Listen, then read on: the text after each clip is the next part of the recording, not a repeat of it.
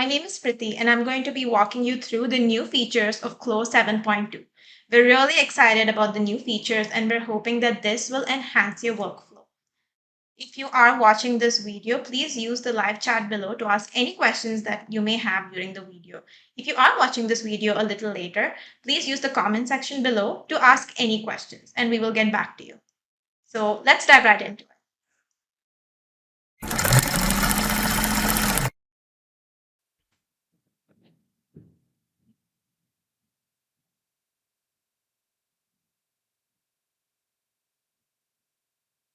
So this is one of the most awaited features that we have added in 7.2, which is the soft body simulation.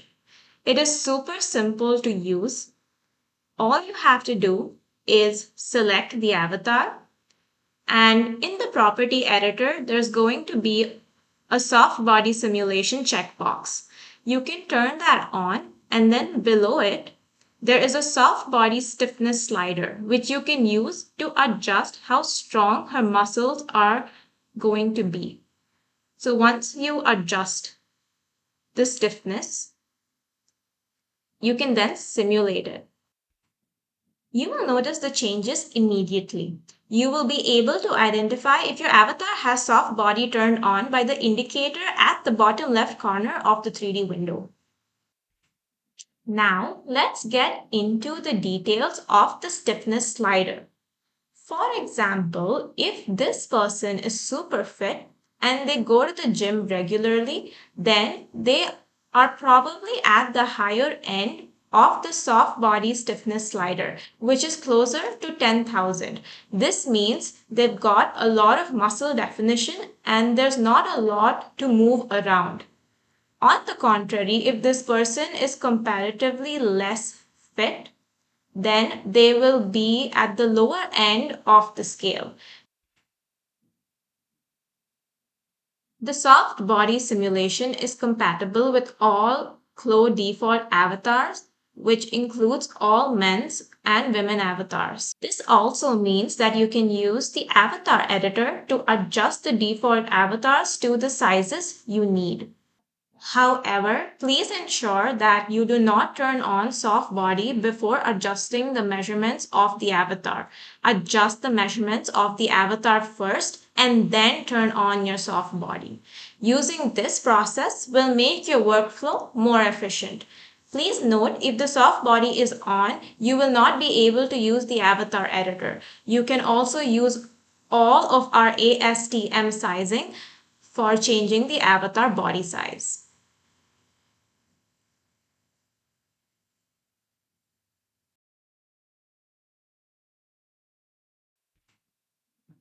From 7.2, you can now express elastic more realistically.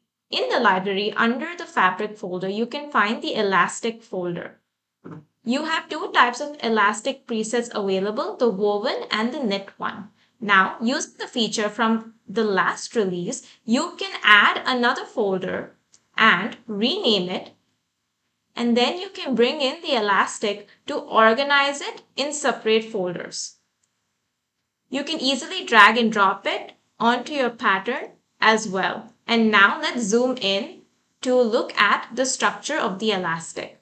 Now let's add the elastic to our object browser and add it to our waistband. Additionally, you can customize the elastic by changing the color, adding normal maps and textures to match the required aesthetic. Next, let's see the elastic using the fit maps. When I change my elastic properties strength, you'll notice how the fit maps adjust to the changes made. The pressure is higher when the strength is increased and vice versa. Let's apply elastic to the straps. The important thing to note here while applying elastic is to ensure that the grain line is perpendicular to your pattern, because that's how elastic naturally is and we want to keep things accurate. Once the grain line is adjusted, you are good to go ahead. I'm quickly going to make some aesthetic changes to my elastic by adding color.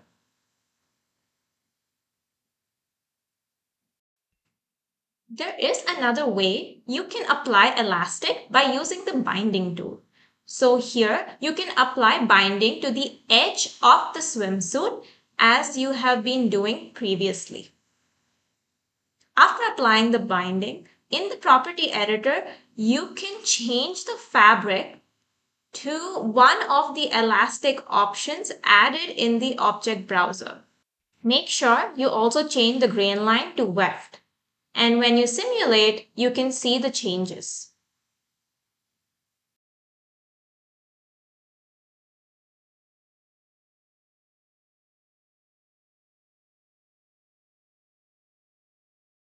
We'll bring in another garment to show you a few other ways you can add elastic and adjust it. Now, if I simulate this, it will start to fall because I do not have any elastic added to the garment. Let's take measurement to make a pattern for an internal elastic waistband. So here I'm creating my pattern, making sure that the grain lines are perpendicular. This is very important. I'm going to arrange and sew the elastic to the waistband pattern very quickly.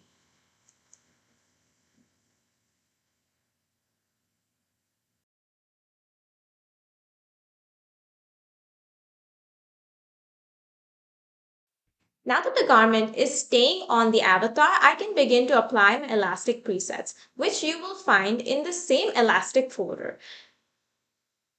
You can then just drag and drop it onto the object browser and then drag and drop it onto the pattern. Here I am using the woven elastic. And now I have an internal elastic, and you can notice how the gathers are more realistic and how it looks much better now when compared to the internal lines we used to use before. Now, to make this elastic truly realistic, let's go ahead and convert this into a concealed elastic waistband. This will enhance the look of the elastic, giving it a more realistic appeal. So I'm just going to select my base pattern and layer clone it under. It's always a good practice to use your set sublayers tool. Here, I'm using the set sublayers to ensure the placement of my waistband.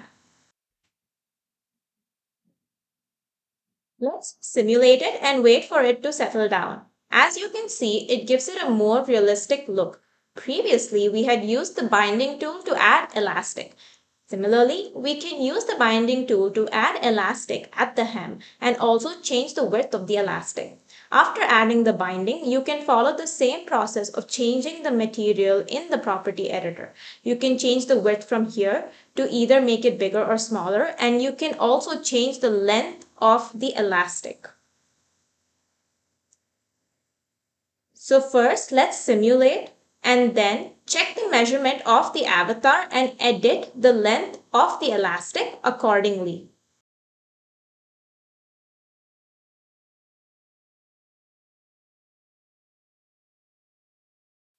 We can now change the color of the elastic and you can see how realistic the elastic appears.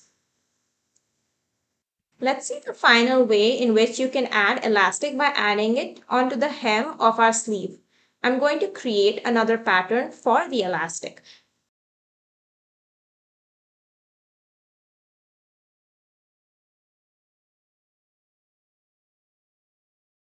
Copy the top fabric in the object browser and then assign it to the created pattern. In the property editor, under physical properties, you now have the option to change it from fabric to elastic, and then you can change the property of the elastic to match either woven or knit. This way, you have the same texture as the original fabric. This concludes all the variations you can apply elastics in a more realistic way to your garments. We are excited for you to try it out and give us feedback.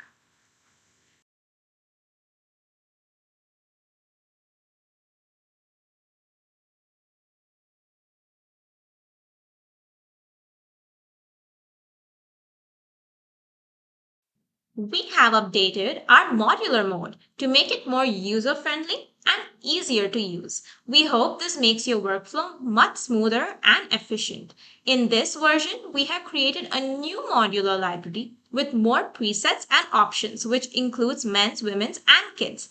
Let's dive into making our own blocks within our new modular workflow. First, let's go to File and save it as a style.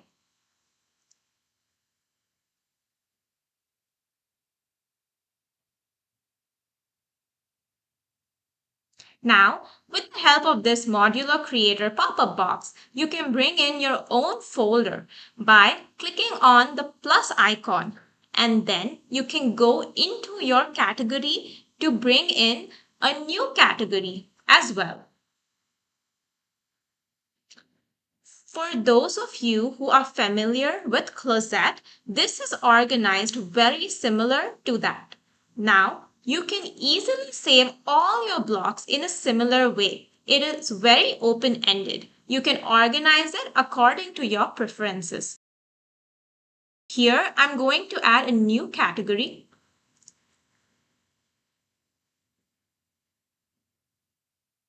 and name it. I'm going to double click on the category, which will take me straight to style.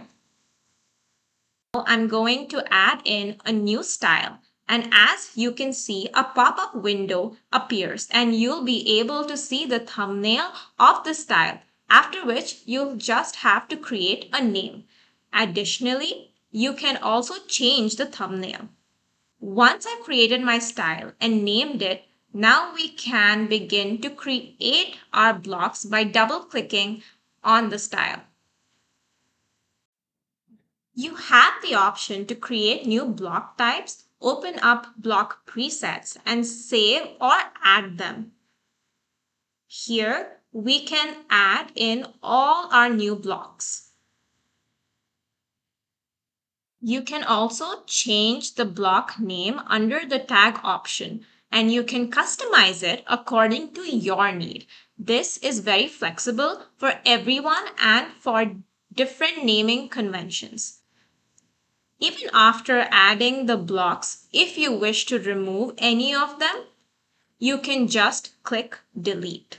You need to ensure every block has a pattern assigned to it. Otherwise, I cannot click on OK. Using the transform pattern tool, let's select all the patterns that correspond with the front body. Now, what's interesting is that the name is automatically generated for you.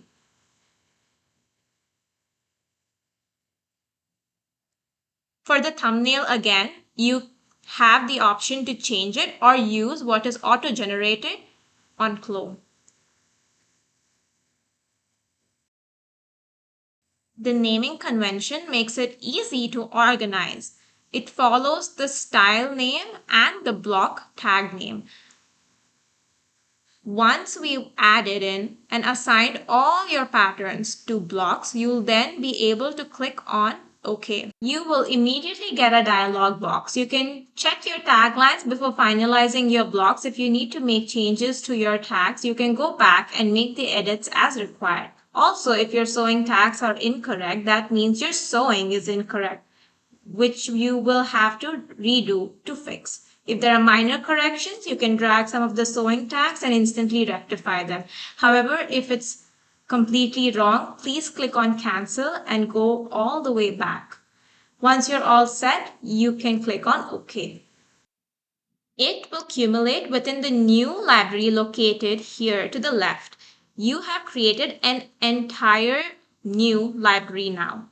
This is where it gets exciting. You can create multiple variations instantaneously. Using the Styline tool, you can drag and resize to make changes to the garment. That's how easy it is to create alterations using this tool. Now, just by clicking on the plus icon in the block section in the modular library, I'll be able to add and bring in these new variations of our garment that we just created. You can make alterations to any of the blocks to create multiple variations.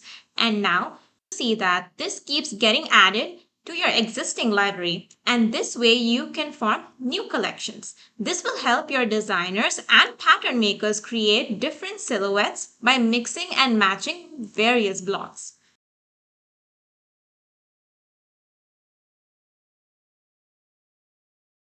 It doesn't end here. To show you the other features that we have included, I am going to open up a similar garment and save it within the modular library so that I have more options and variations to work with.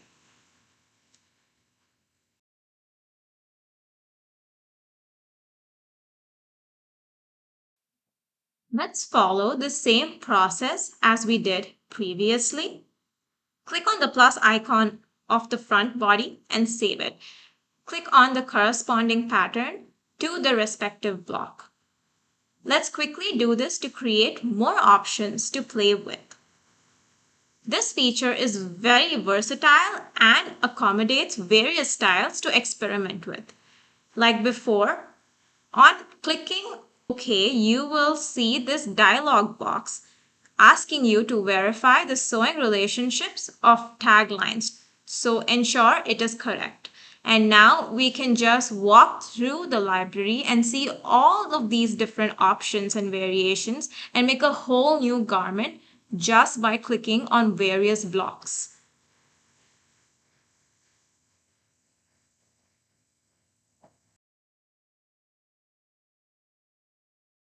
We have included camera animations and movement in 7.2. This is a very exciting feature. This new update will allow you to make captivating and dynamic animations in CLO. So now, when you open up the animation mode, you will be able to see three new buttons. The first button will allow you to create keyframes. The second button will facilitate you to see the preview window, and the third one will allow you to see the camera path. Let's begin with the first button. Please ensure that the garment and the motion files are recorded together before you start to make any adjustments. We can start off by using the slider to adjust and find the perfect angle that you want to start the animation with. Then we can use the first button, which is the Add Keyframe button, and that will be the first camera shot. Similarly, I can move the slider and find my second shot. And again, click on the Add Keyframe button. After which you will be able to see the preview window, which is the second button. This will allow me to see the preview window of my camera angle. This is really exciting. Now you can follow the same process of sliding and setting the frames. Additionally, you can edit and adjust the keyframes as well by clicking and holding down the frame. Now let's see how the third button works, which is the camera path. When it's zoomed in, it will not be visible, so we have to zoom out. Once you start to zoom out, you'll see the camera right away. Now you can select the camera and move it around with the help of the gizmo. This is really helpful to perfect or adjust your camera angles after you have decided it. You can also notice as I move the slider, the camera follows the blue line, which defines the camera path. You have the ability to change the camera path as well. There are two options to switch to. One is the continuous path and the other is the straight track. This is good for when you want your camera to move in a straight line. That is what I did for this last keyframe. Now, to make the next keyframe, ensuring that the camera path is on, I am going to use my gizmo tool to move my camera to a different angle. In order to follow this process, always make sure that you are checking the preview window, as it will show you exactly what the camera is viewing. Here, as it is not focused on the avatar, I am going to adjust the angle into the blue dot and place it where I want it to be focused. The blue dot is an indicator of where the focus of the camera lies.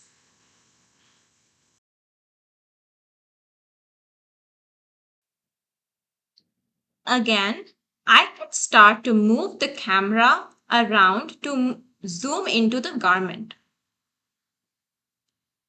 You will visually be able to see the blue line that is constantly moving, as this defines the movement of the camera from the initial to the final position. You can continue to follow the same process to direct your camera into different angles. You also have the option to save all the camera angles that you have created. We also have included presets to make the workflow more user-friendly and efficient. You can go to the avatar folder and you will be able to access the camera motion files. This will allow you to access various presets that you can use.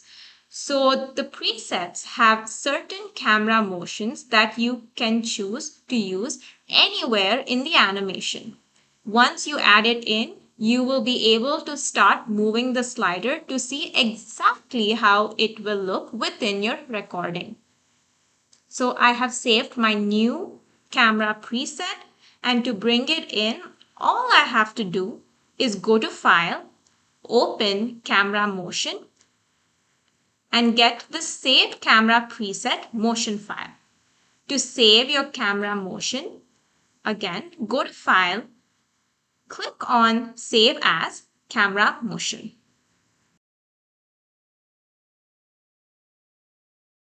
Now you can go ahead and record this through various options like video capture or rendering.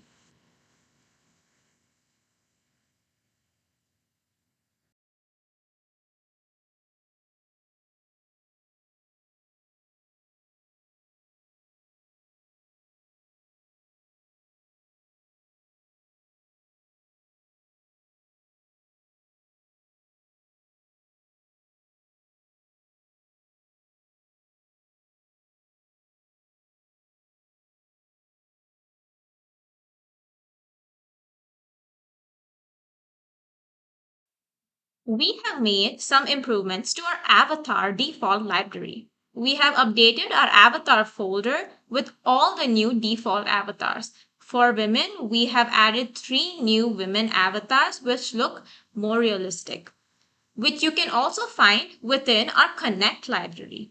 Likewise, we have also added 3 new men avatars.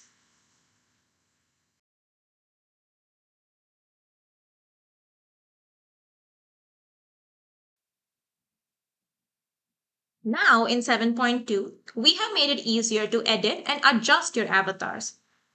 You will notice that you can check and uncheck these 3 measurements in your avatar editor. Once you uncheck a measurement, it indicates that it will automatically adjust based on the proportions to the other measurements. This is helpful when you are unsure of a certain measurement or if you don't know them all.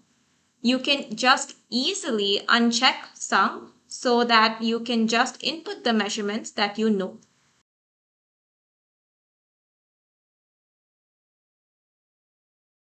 Another interesting update that we've added in is the proportions option. When I check this on, you see that it uses either the proportion option of inseam or the center front to waist to ensure that the avatar is adjusted with those proportions in mind.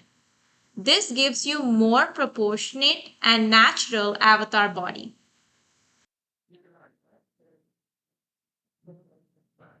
This will allow CLO to automatically proportion certain measurements out based on the key measurements that you have inputted.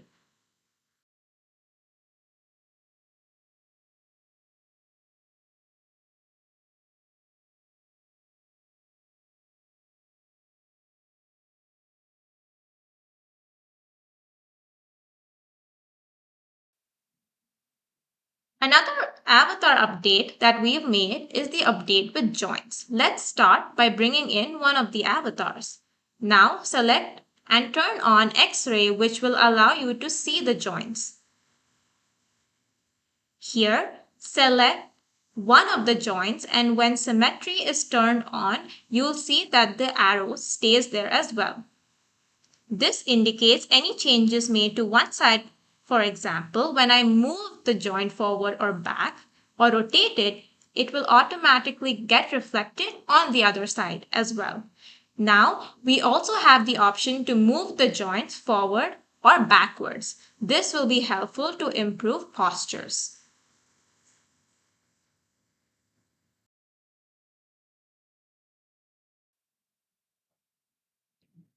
Now our avatars are updated with FBX. Previously, when you imported an avatar as an FBX, you were unable to move the mesh around. Now, when you import the avatar as an FBX, you will be able to move the mesh around and it will not be bound by any specific object. So here, if I bring in another FBX, you'll be able to see that this can be moved around as well. Moreover, I can also have the garment distinct from the avatar and move the garment around as well.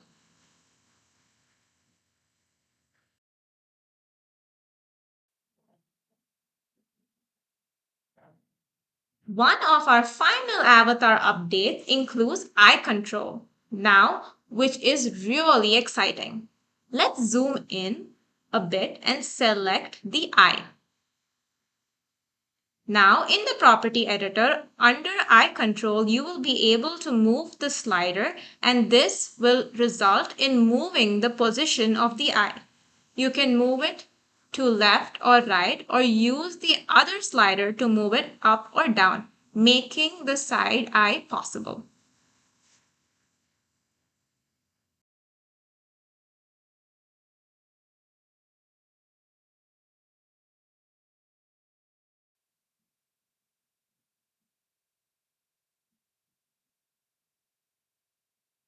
We have made improvements to optimize the curve tool. Here you can see my 2D window. So when I right click, I have the option to select optimize all curve points. Before we select this option, I would like to show you how these patterns look with all the curve points. Let's begin by selecting the curve point tool located in the 2D toolbar. Once you select the tool, you will be able to see all the curve points. As you can see, there are many curve points. Now, let's switch back to the transform pattern tool. Right click in the 2D window and select the option optimize all curve points. This option will allow CLO to analyze every pattern in the 2D window and optimize it together. Once you select the Optimize All Curve Points option, CLO will automatically generate the least number of curve points. You can then choose to move the slider and adjust the percentage according to your requirement.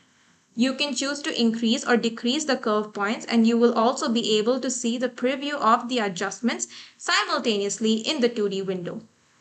I'm going to undo the previous step so I can show you the same option on an individual pattern. To do so, all you need to do is select the pattern, right click and click on the option Optimize Curve Points. This will allow you to adjust the curve points for a specific pattern and its symmetric copy. Alternatively, you also have the option to adjust the curve points on a specific line or segment. If you wish to adjust the curve points only on the neck opening, all you're required to do is select the segment using the Edit Pattern tool, right-click and choose the option Optimize Curve Points. Here, I am just optimizing the curve points for a selected segment. This option allows you to control the number of curve points for each segment, making the process more efficient. Furthermore, you can also identify the least number of curve points required to optimize the process.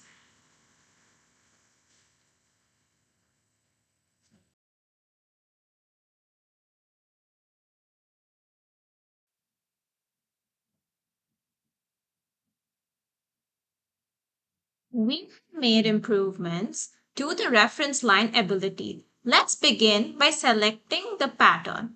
Right-click and select the Clone as Reference Line option. This will create a reference line of the original pattern. When you begin to edit this pattern, you will always have a reference of the original pattern. Here, let's make some precision edits. And as you can see, there is a gray line that indicates the pattern's origin. Additionally, we have also made improvements to our trace tool. So now you can select the reference line using the trace tool. This was not possible before, however, now it is. This allows me to go back to the original pattern easily. All I'm required to do is select the trace line and the edited pattern outline using the trace tool, right-click and choose the option to replace this pattern outline. Just like the previous step, I have a reference line of the edited pattern. So if I wish to go back, I can very easily select the reference line, right click and replace the pattern outline. This method allows me to keep going back and forth effortlessly.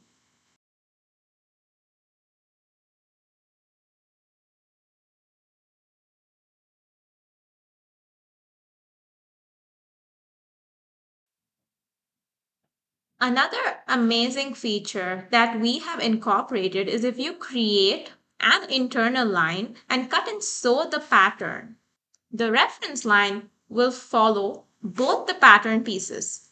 This will allow you to keep track of the reference line on all the patterns without having to repeat the process. We have included another tracing update that will allow you to trace the half symmetry line. Now you can trace the half symmetry line without having to worry about the internal line in the center.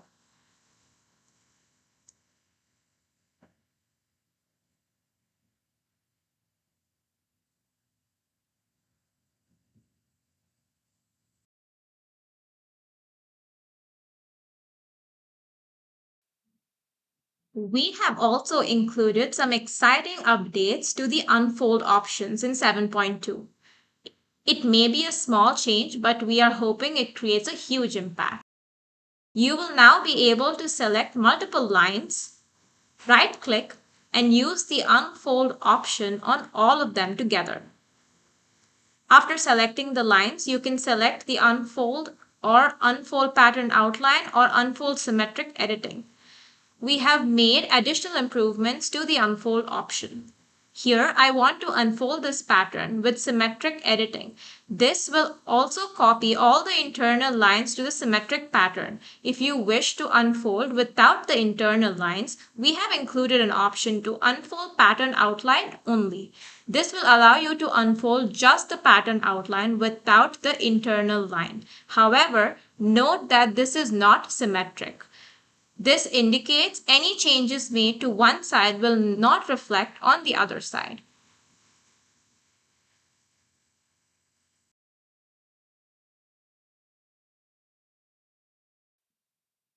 One slight change that we have made in our 2D window is that now the pattern names are parallel to the grain lines. From the feedback received from our users, we have made this change as it makes it a lot easier for identification, especially when exporting DXF patterns. Even when the grain line is changed, the name of the pattern will also change to be parallel to it.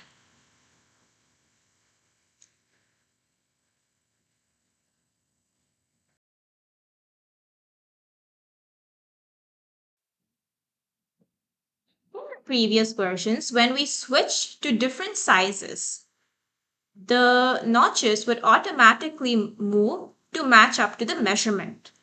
However, we have learned that not all our users require this. Now we've created an option of fixed or ratio. You also have the option to change this both within your file or when you're importing a DXF. Here, when I import a DXF, I have my notch position under which I can either select fixed or ratio. Let's select fixed and click on OK. Now, when I switch between sizes, you'll notice that the notches are fixed based on where they should be. You will have better visibility of this when they are all lined up at the bottom and the notches do not move. It stays in its fixed positions.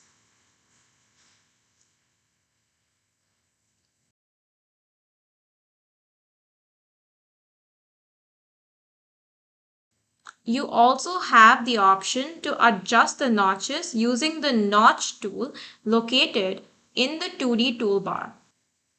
Then in the property editor, you can check or uncheck fixed under the graded size option. Now keeping the fixed check, I can again adjust my measurements and switch between my graded sizes.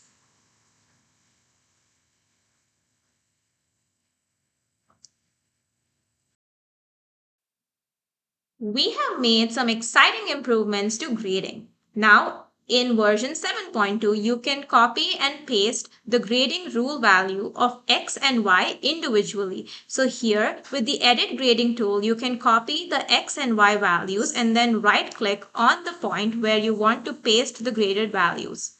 The new update here is that you have the option to paste just X or paste just Y, or of course you can do both. And there are shortcuts to increase the speed of your workflow.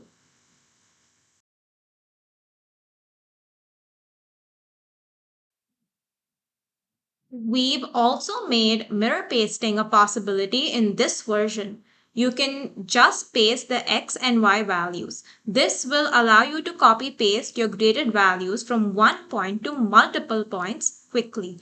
This should help optimize your grading process. Another visual update we've made to grading is now when you select a point using your grading tools, you'll automatically will be able to see the X and Y values.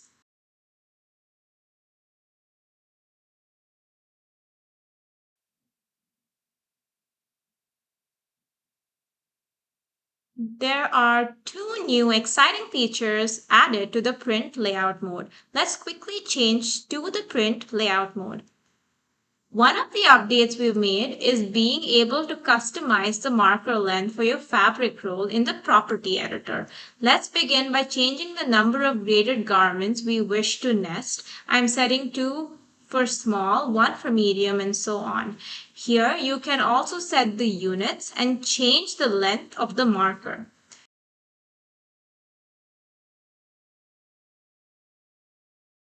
So now when I switch on nest patterns, the algorithm will create the overlaps and it will also create multiple markers if need be to accommodate all the patterns.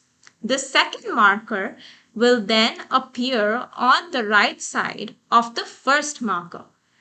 This also gives you the flexibility to move the patterns around. You can also see the marker length as well as the consumption at the top of the marker. Another really great update we've made is that you can now see the graded sizes within the editor. Now that we have all the graded sizes, for better identification, you can switch on the coloring located in the toggle menu of the 2D window. This will assign a color to each size. You can also turn on the size names of the graded patterns. This gives you better visibility to identify various patterns easily. We made some exciting improvements to our colorway editor. One of the updates includes improvements in the top stitches. Here, when you select the top stitch, you see it selects in the 3D window. This is quite resourceful if you have multiple top stitches and need to identify the top stitch selected in the colorway editor. Note that here the top stitch needs to be a texture. If it's an OBJ, this feature will not work. We have added the same improvement for our graphics. On selecting the graphic, it will get highlighted in the 3D window. This will help you identify where the graphics are placed and make changes to the right graphics.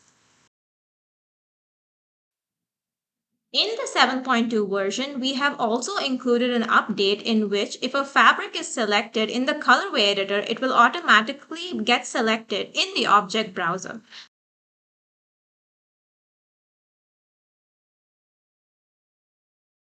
Similarly, when you select a trim in the colorway editor, the corresponding trim will get highlighted in the 3D window.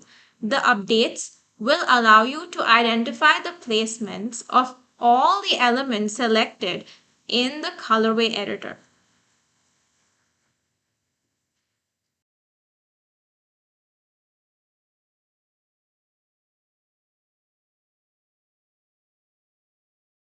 We have made a few updates with respect to materials as well.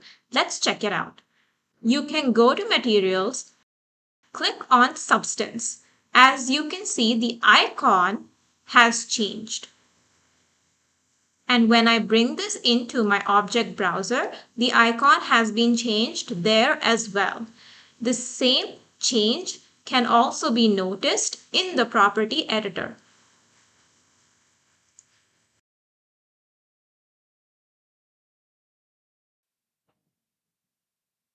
Another improvement we've made is to our graphics. In this version, we have improved the graphics over seam lines, which is helpful while working with patch pockets or any other pockets. Here, you need to ensure you set sublayer correctly. All you have to do first is make sure you create your subset layers. First, let's bring in a graphic and place it on top of the pattern. If you wish to see the graphic over the pocket, you can select the graphic and then in the property editor, turn on the over seam line option.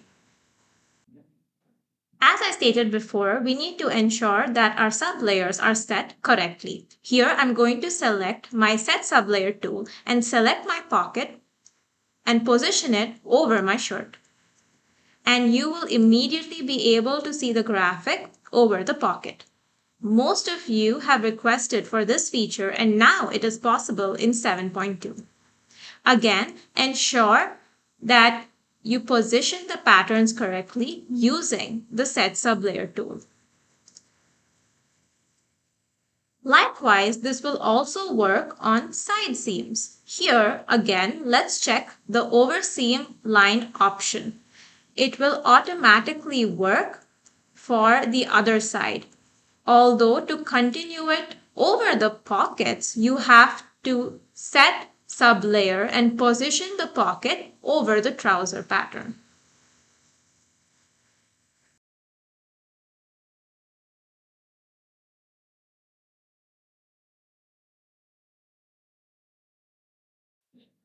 A new update we have made in materials is to our zippers as it is a frequently used tool.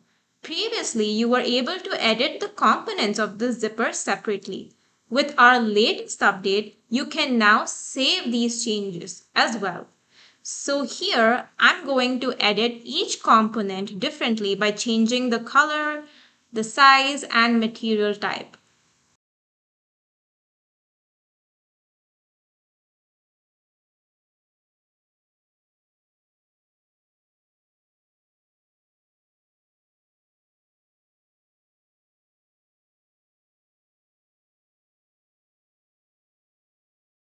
Once you've achieved the desired aesthetic, you can select the zipper and click on Save located in the property editor. Let's give it a name and click on the folder you wish to save the file in. Now you can choose each component that you wish to save. You can check and uncheck them accordingly. This is how you will be able to save them together or separately. We'll go ahead and save this as a group and click on OK. This feature also allows you to bring all the components together into a new style that you are working on. And of course, all of these changes will get reflected in the BOM editor as well. So now on opening the BOM editor, you will be able to see each component of the zipper separately.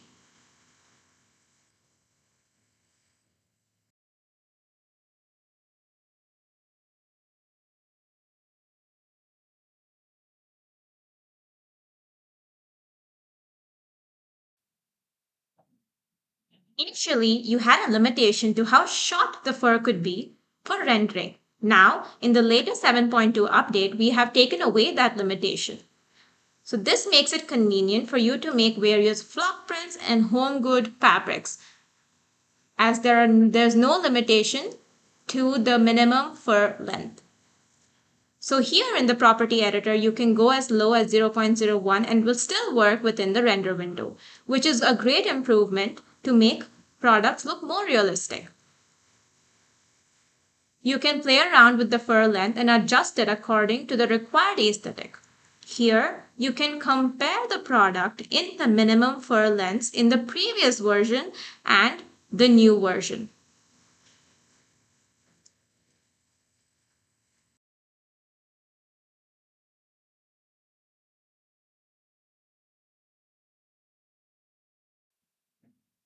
In 7.2, we have updated the scenes and props to allow you to import them all together with the render properties and save them all together as well.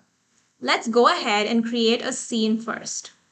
I'm going to bring in a background, ensure I load it as a scene and props, and then I'm going to add a few more.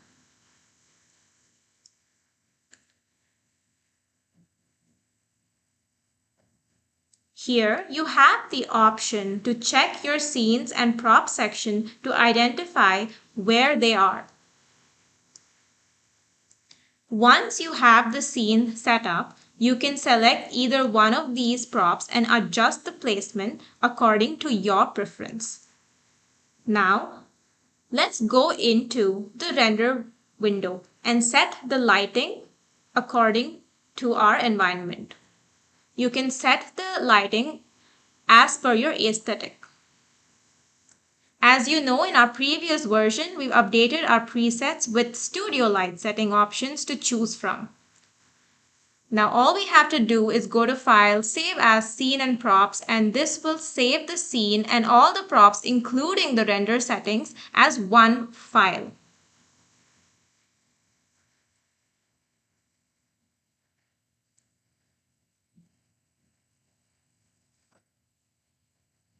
This gives you the flexibility to prep the scene according to the garment and also create variations of scenes easily. This will help designers create their own environment library and recycle through them. Now here I have my garment. Let's go ahead and bring in the background that we had just created. To do so, go to File, Add Scene and Props and select the file that we had previously saved. Ensure that you check the scene as well as the render properties in the pop-up box and then click on OK. And as you can see, we have imported the scene, which includes the props as well. Now you can change the position of each of these components as they remain separate entities. For example, you can make adjustment to the placement of the plant. You can also change the textures of these components individually. Let's jump into the render window to see how this looks. Again, you can change the lighting according to the scene you wish to create.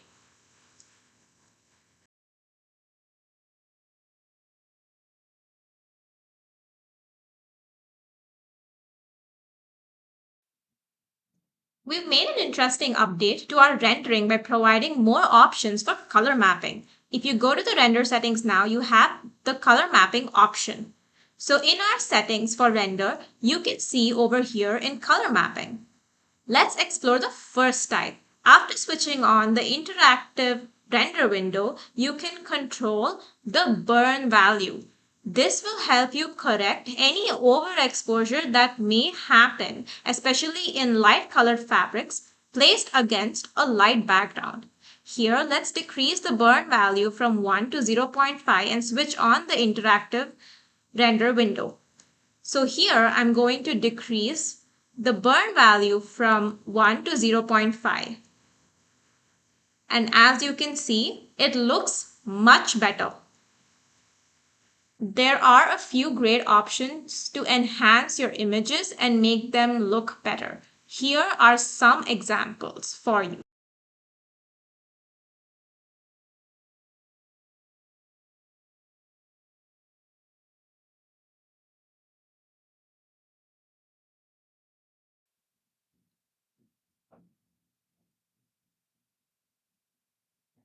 We have made some exciting UI improvements as well. We have made an update to downloading. Initially, when you downloaded fabrics, after seeing the N symbol, you were only able to download them in the icon view. Now, with the new improvements, you can also download specific fabrics in the list view. If you scroll to the bottom of the list, you will be able to download specific fabrics by checking the ones you decided to download, which makes it much easier.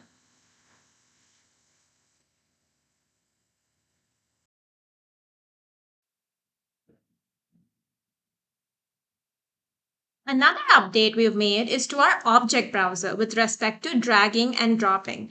So when you drag and drop a fabric or a trim, you now have options in the user settings. You can control how the dropped item replaces the original. Here, you have two options to choose from. You can either choose the option where the dropped item's name replaces the existing one, or select the option where the original retains its name. So here, when I drag and drop this, keeping the option that the new fabric is always replacing the old fabric with respect to the name, you can see it works perfectly. You can try the other option as well. It works just as well.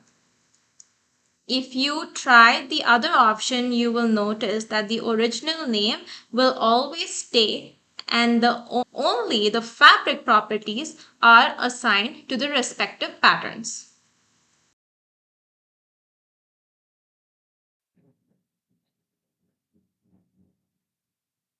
We have improved the title menu to enable our users to understand it better.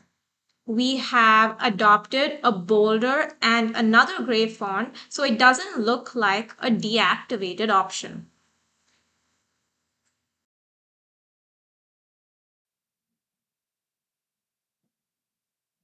Another quick and easy update we've made is with respect to the color palette. So now when you open up the color palette window, you'll be able to see the options reflect similar to other options we have in CLO. So now you have the option to apply and close or just close.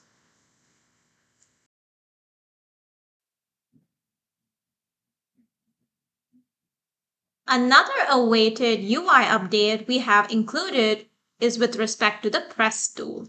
Now, with the press tool, you will be able to see a little inscription text that explains what you should do with the tool and that you can select different sides to press if you wish. Thank you so much for watching this video. We really hope you enjoyed it and learned a lot. If you have any questions, please use the comment section below to ask your questions, and one of the CLO 3 designers will get back to you on it. We really hope you enjoy using 7.2, and don't forget to like and subscribe. Thank you again for watching.